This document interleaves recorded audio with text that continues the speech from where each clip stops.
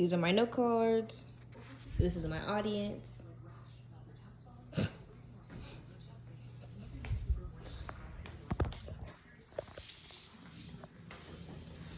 Look outside and see how peaceful it is. And just a couple of seconds, this peaceful day can turn into nothing but pure chaos. Picture the ground shaking, the pictures falling off of the walls. Imagine trees flying through the streets. And as dramatic as it sounds, this is the reality of a natural disaster. And if you think that this doesn't apply to you, just recently, according to the KOTV News, they reported on October 28th, storms getting so bad that trees were literally ripped up from their roofs, just laying all over the ground. And it was also so bad that one man even reported that the roof of his storage unit got tore up and gone. It was just gone. So over the past month, I've been researching the Salvation Army and how they help people who've fallen victims to these type of natural disasters. So I'm going to do the history of the organization. I'm going to explain the programs that our local Salvation Army provides, and I'm also going to go over how you as a student or you as a person can help. So the organization became official in 1865 when a man named William Booth and his wife Catherine, they were both Christian people, and William Booth began his career in England. He was a minister, and he went a non-traditional route, and he took the word of Jesus Christ to the people on the streets of London.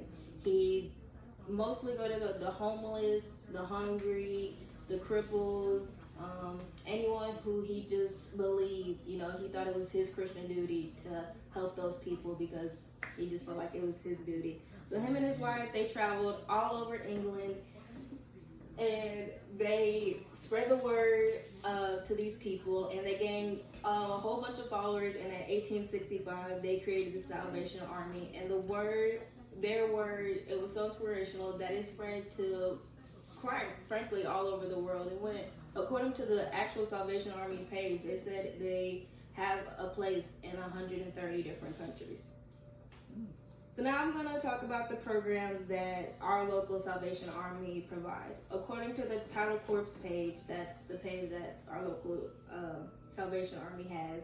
It's a thrift store, it's labeled as a thrift store, but it also has, it's made up of a whole bunch of volunteers, and it has a worship center since the organization is built on Christianity. It has a worship center for those who just want to come in and, get their worship on. And whenever there's a natural disaster, they deploy officers, employees, or just volunteers, people who are out of their way just to help, those in need, those who have faced a desperate situation. And they're the only shelter in Smith County, according to them. And they provide beds, for the homeless. They do 3 meals a day, breakfast, lunch, and dinner, thanks to volunteers. And they also have hygiene kits and showers. So what you can do to help, the most iconic thing that they have that you've probably seen and didn't even know was the Salvation Army is the red buckets, or according to Britannica, it's the red kettles. So if you ever see those people ringing that bell with that red kettle, donate anything you have. They take any sort of donation. Every penny counts, really. They also, it's based on volunteers, but they also do they provide food. They do, especially around the holidays, they do meals for the homeless. So they'll get a whole bunch of volunteers, and they'll do a little food line, and they'll just give food to anybody who comes to these. So you could donate your time if you don't have any money. It's a volunteer-based organization. So if you don't have any money to donate, that's no big worry. You can donate your time just to help out your community whenever you have the chance.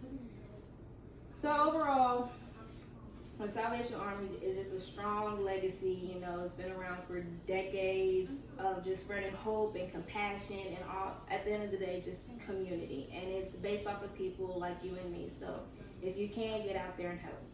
Now, sharing insight on a similar organization, I'll introduce Malaya Ricks, and she's going to be talking about the American Red Cross. And this is my audience again. Amen.